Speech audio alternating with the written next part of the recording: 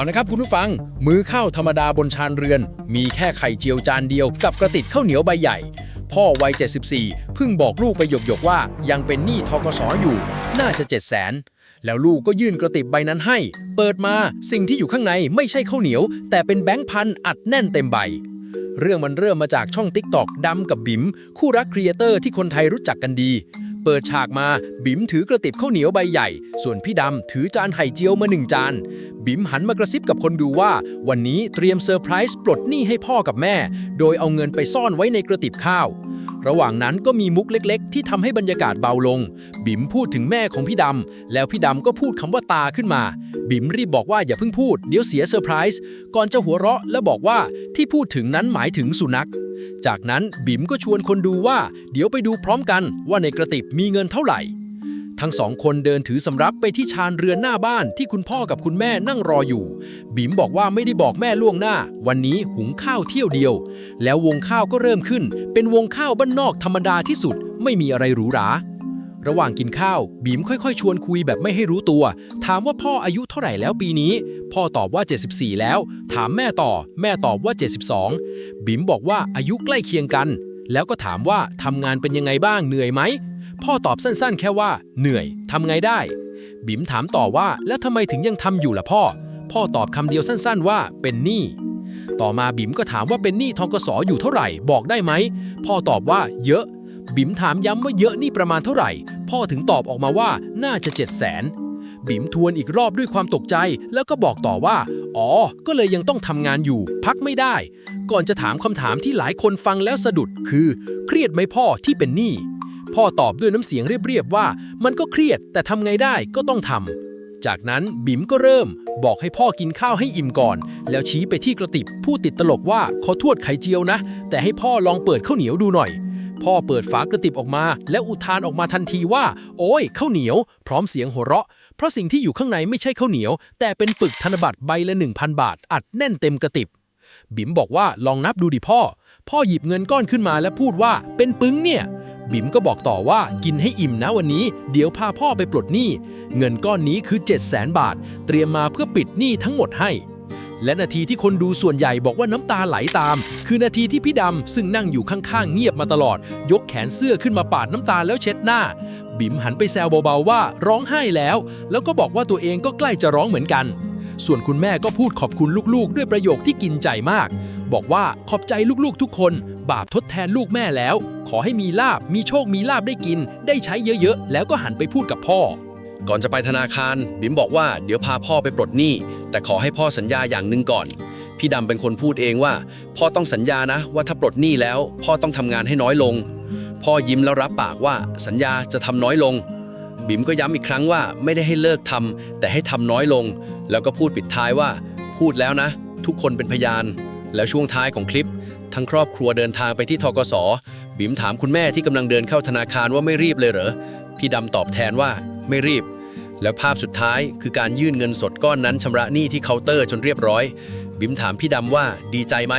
พี่ดำตอบสั้นๆด้วยรอยยิ้มว่าดีใจมากต่อมาทำไมต้องเป็นกระติบข้าวเหนียวคู่กับไข่เจียวก็เพราะว่ากระติบข้าวเหนียวไม่ใช่แค่ภาชนะมันคือของที่ผูกกับตัวตนของคนไทยสายอีสานล้านนาและคนบ้านนอกทั่วประเทศมันคือของที่อยู่ในบ้านทุกวันเป็นที่เก็บข้าวซึ่งในสังคมเกษตรกรรมแปลว่าชีวิตแปลว่าความอยู่รอดแปลว่าความอุดมสมบูรณ์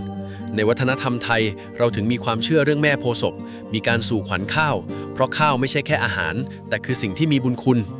และการที่ลูกเลือกเอาเงินก้อนที่จะปลดหนี้ไปซ่อนไว้ในกระติบที่เก็บข้าวมันคือการเปลี่ยนความหมายของเงินก้อนนั้นในหัวของพ่อแม่ทันทีจากเดิมที่เงินกับหนี้มันคือของคู่กันที่ทำให้เครียดมาทั้งชีวิตพอมาอยู่ในกระติบมันกลายเป็นเรื่องเดียวกับข้าวปลาอาหารมันไม่ใช่หนี้แล้วมันคือความอิ่มและการเลือกเมนูไข่เจียวก็เป็นความจงใจเพราะมันคือการตั้งใจให้ทุกอย่างดูธรรมดาที่สุดมื้อข้าวที่มีแค่ไข่เจียวจานเดียวคือมื้อที่บ้านคนหาเช้ากินค่ำทั่วประเทศคุ้นเคย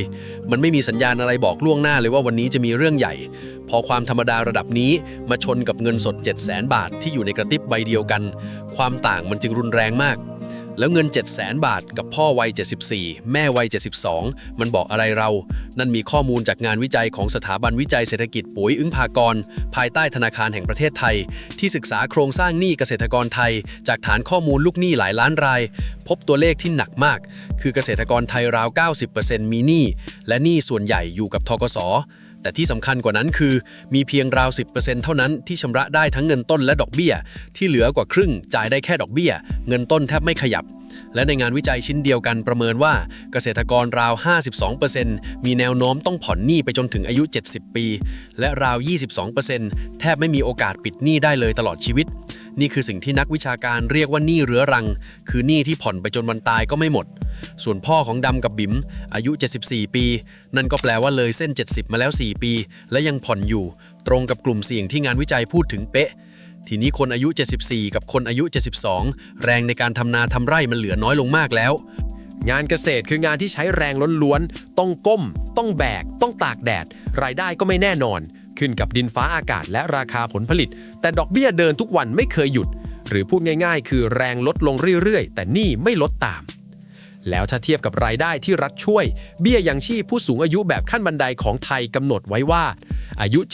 70-79 ปีได้เดือนละ 700 บาทแต่พ่อกับแม่ของดำบิ๋มเข้าเกณฑ์ 700 บาททั้งคู่รวมกันคือราว 1,400 บาทต่อเดือนหรือราว 16,800 บาทต่อปีลองเอาไปเทียบกับหนี้ 700,000 บาทดูลำพังดอกเบี้ยต่อปีก็มากกว่าเบี้ยยังชีพทั้งปีของ2คนรวมกันแล้วทีนี้มาถึงคำว่าน่าจะ 700,000 ทำไมพ่อถึงไม่รู้ตัวเลขที่แน่นอนก็เพราะหนี้เกษตรกรจำนวนมากไม่ได้มีก้อนเดียวมันมีหลายสัญญาหลายรอบการกู้ซ้ำกู้ซ้อนบางส่วนเป็นหนี้ปรับโครงสร้างบางส่วนพักต้นไว้ดอกเบี้ยก็เดินคนละจังหวะพอรวมกันแล้วเจ้าตัวก็จำไม่ได้ว่าเท่าไหร่กันแน่ต้องไปขอดูที่ธนาคารถึงจะรู้ส่วนประโยคเหนื่อยทำไงได้เป็นหนี้และมันก็เครียดแต่ทำไงได้ก็ต้องทำ2ประโยคนี้แหละที่เป็นเสียงของคนที่ยอมรับสภาพแล้วไม่ใช่คนที่ไม่รู้สึกอะไรแต่คือคนที่รู้ว่าบ่นไปก็เท่านั้นเพราะพรุ่งนี้ก็ยังต้องลงไร่อยู่ดี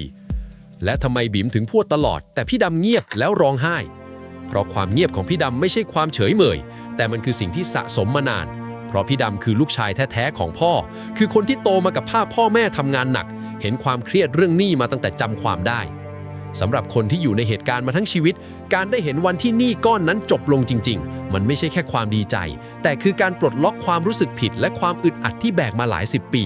ว่าทำไมพ่อแม่ต้องลำบากขนาดนี้ฝั่งของบิ๋มในฐานะคนที่เข้ามาในครอบครัวทีหลังระยะทางอารมณ์ต่างกันจึงยังมีสติพอจะทำหน้าที่ประคองสถานการณ์ถามคำถามนำเก็บภาพและทำให้ทุกอย่างเดินไปข้างหน้าได้ถ้าร้องไห้พร้อมกันทั้งคู่วงข้าวนั้นคงเดินต่อไม่ได้เลยนี่แหละคือการแบ่งบทบาททางอารมณ์ในครอบครัวที่เกิดขึ้นเองโดยไม่ต้องนัดกันคนหนึ่งปลดปล่อยอีกคนหนึ่งพยุงและการที่คนร้องไห้คนแรกคือลูกไม่ใช่พ่อแม่ก็บอกเราชัดว่าหนี้ก้อนนี้ไม่ได้ทับแค่คนแก่2 คนแต่มันทับหัวใจลูกมาตลอดเช่นกันมาถึงสิ่งที่บิ๋มบอกว่าต้องทำให้น้อยลงไม่ใช่เลิกทำเพราะคนส่วนใหญ่คิดว่าถ้ารักพ่อแม่จริงปลดหนี้เสร็จก็ให้ท่านเลิกทำไปเลยนั่งพักอย่างเดียวแต่จริงๆแล้วงานวิจัยด้านสุขภาพผู้สูงวัยชี้ไปคนละทางมีงานวิจัยขนาดใหญ่จากญี่ปุ่นที่ติดตามคนกว่า 43,000 คนต่อเนื่อง7 ปีตีพิมพ์เมื่อราวปีคศ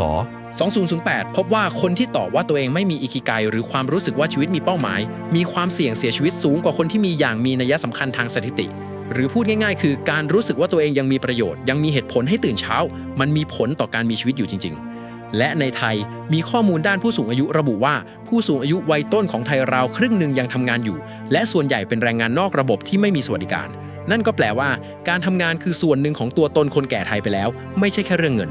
สำหรับพ่อที่ทำนาทำไรมาทั้งชีวิตถ้าอยู่ดีๆให้หยุดทั้งหมดในวันเดียวสิ่งที่หายไปไม่ใช่แค่งานแต่คือกิจวัตรคือการได้ขยับร่างกายคือการได้เจอเพื่อนบ้านคือความรู้สึกว่าตัวเองยังเป็นเสาหลักของบ้านดังนั้นการที่ต้องหยุดกระทันหันแบบนั้นมีความเป็นไปได้สูงที่จะทำให้คนแก่รู้สึกว่าตัวเองไร้ค่าและถดถอยเร็วขึ้น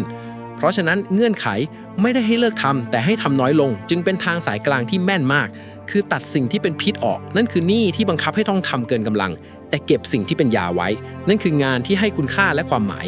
ลูกทั้ง2 คนเข้าใจโดยสัญชาตญาณว่าศัตรูของพ่อไม่ใช่การทำงานแต่คือแรงกดดันจากหนี้ที่ทำให้พ่อพักไม่ได้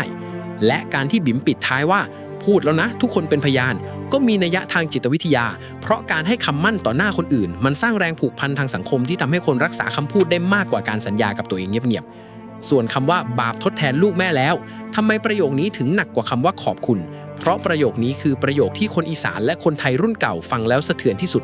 ในวัฒนธรรมไทยและในพุทธศาสนาความกตัญญูต่อพ่อแม่ถูกวางไว้ในระดับสูงสุดมีคำสอนที่บอกว่าบุญคุณพ่อแม่นั้นทดแทนได้ยากยิ่งต่อให้แบกพ่อแม่ไว้บนบ่าทั้งชีวิตก็ยังทดแทนไม่หมดเพราะฉะนั้นการทดแทนคุณจึงเป็นเป้าหมายทางใจที่ลูกทุกคนแบกอยู่และไม่ค่อยมีใครรู้สึกว่าตัวเองทำได้ครบคำว่าบาปทดแทนลูกแม่แล้วในภาษาพูดของคนเฒ่าคนแก่ก็สื่อความหมายว่าสิ่งที่ลูกทำวันนี้ได้ชดใช้ได้ตอบแทนได้ปลดเปลื้องคันธะทางใจก้อนใหญ่ที่ค้างกันมาแล้วมันคือคำที่แม่รับรองว่าลูกทำสำเร็จแล้วต่างจากคำว่าขอบคุณตรงที่คำขอบคุณเป็นการตอบรับสิ่งของแต่ประโยคนี้เป็นการตอบรับความเป็นลูกทั้งหมดมันไม่ได้พูดถึงเงิน700,000เลยสักคำแต่พูดถึงความสัมพันธ์ตลอดชีวิตและที่สำคัญพอแม่พูดจบแม่ก็อวยพรต่อทันทีว่าขอให้มีลาภมีโชคได้กินได้ใช้เยอะๆนี่แหละเป็นการปิดวงจรที่สมบูรณ์แบบในวัฒนธรรมไทยคือลูกให้เงินแม่ให้พรลูกปลดภาระทางวัตถุแม่ส่งคืนเป็นทุนทางใจไม่มีใครเป็นหนี้ใครค้างไว้ในความสัมพันธ์นี้อีกแล้วที่ต้องหอบเงินสด700 ใบไปวางที่เคาน์เตอร์นั้นก็เพราะในยุคที่โอนเงินผ่านมือถือเสร็จใน3 วินาทีการเลือกถอนเงินสดใบละ 1,000 บาทจำนวน700 ใบแล้วหอบไปที่ธนาคารด้วยตัวเองมันคือการเลือกที่มีเหตุผลทางจิตวิทยาชัดเจนมีงานวิจัยคลาสสิกของนักวิชาการจากสถาบันเทคโนโลยีแมสซาชูเซตส์ตีพิมพ์ราวปีคศ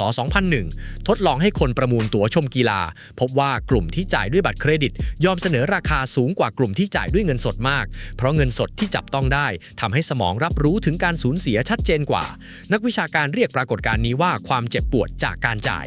ในกรณีนี้กลับด้านเพราะสิ่งที่จ่ายไปไม่ใช่ความสูญเสียแต่คือการซื้ออิสรภาพคืนมาความรู้สึกที่จับต้องได้ตัวเดียวกันนั้นจึงกลายเป็นความทิ้งแท้ของการหลุดพ้น